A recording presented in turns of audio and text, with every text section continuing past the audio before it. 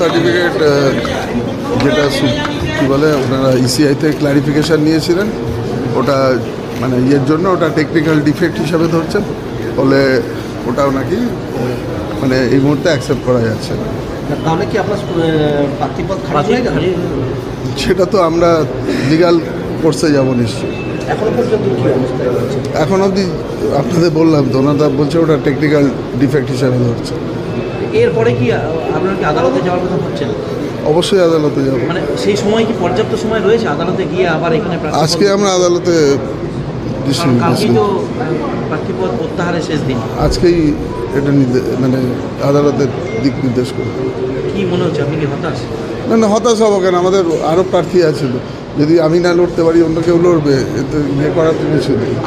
ভারে ভারে তো আপনি অনেক হেভিওয়েট ছিলেন। দেখুন, আমরা এমনিও জিতবো, সেই ক্ষেত্রে কি মানে আমরা এমনিও জিতবো, এটা নিয়ে কোনো